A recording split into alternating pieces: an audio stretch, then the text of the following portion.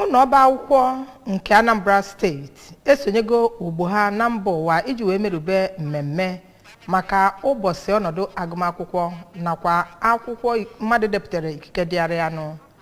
Emere ya bụ mmemme na Ọkammụta Kennedy Dike State Central E-Library dị n'Ọka. Ya bụ ihe mmemme dọtara ụmụ akwụkwọ ndị kọleji nakwa ndị praịmarị bụ ndị sonyere wee mee ya bụ mmemme. Onye ọrụ anyị Ncheta Okoye n'ebe a ma weta ozi ka anyị sonyere ya. Ụmụ akwụkwọ mere ya bụ mmemme ka ọ chawa site na ihe dị iche iche ha gosipụtara, nke gụnyere ngụpụta dị iche iche, ejije sitere na Lion and Jewel, nkọwa nakwa nkwupụta n'ihe gbasara akparamagwa anaghị agụ akwụkwọ ya nakwa akụkọ ifo na ọtụtụ ihe ndị ọzọ. N'okwu ya n'oge ya bụ mmemme ka Anambra Kọmishọna maka agụmakwụkwọ Prọfesọ Ngozi Chumude, nke onye na-ahụ maka mmekọrịta na ya bụ ministri Maazị Nnaemeka Egwuọnwụ toro ya bụ atụmatụ ma bugara ndị bụ dike n'ihe gbasara ide akwụkwọ n'oge gboo okpe ekene ya nakwa ndị mere ka ya bụ ọkụ ndị amụnyere na-aga n'ihu n'ihe gbasara ide akwụkwọ n'oge a. N'okwu nke ya ka ya bụ kọmishọna gụpụtara ihe dị iche iche na-echere ide akwụkwọ na mbipụta akwụkwọ aka mgba, nke gụnyere awarawa na mbipụta akwụkwọ,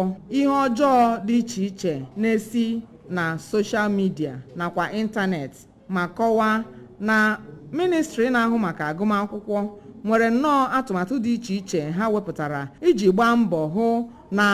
emere ka ụmụ akwụkwọ na-enwe mmasị n'ihe gbasara agụmagụ n'ụlọ akwụkwọ dị iche iche. N'okwu nke ya ka onye kọmishọna na-ahụ maka mgbasa ozi Sapọ Nwosu, nke Maazị Emmanuel Ikeagwuani nọchitere anya ya, gwara ụmụ akwụkwọ ka ha gbaa mbọ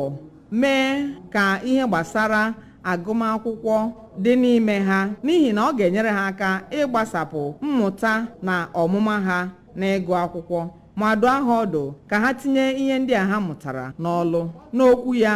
ka onye Director Anambra State Library Services Dọkịta Nkechi Udeze kọwara na ụbọchị a bụ ụbọchị UNESCO wepụtara iche iji wee kọọ akụkọ maka akwụkwọ, ibigharị akwụkwọ mmadụ, ndị na-ede akwụkwọ, ndị edemede nakwa ịgụ akwụkwọ, ma kọwaa mkpa ọ dị na a na-agba ndị edemede ọgbara ọhụụ ugbu a ume. Ọ yọrọ ndị nne na nna ka ha gbaa ụmụ ha ume n'ihe gbasara agụmagụ, ọbụnadị n'oge ha nọkwa n'ezumike. Onye okwupụta okwu n'oge ahụ bụ onye jibu ọkwa HOD na ngalaba na-ahụ maka asụsụ Bekee na UNIZIK Ọka, Prọfesọ Jen Ifechelobi, kọwara na agụmagụ bụ nnọọ ihe dị mkpa n'ihe gbasara ịgụ akwụkwọ, ma tụpụta ihe dị iche iche dị mkpa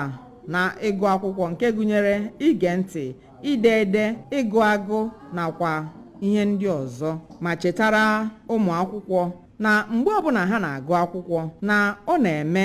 ka mmụta ha na-abawanye. Site n'Ọka, Ncheta Okoye maka akụkọ ụwa ABS.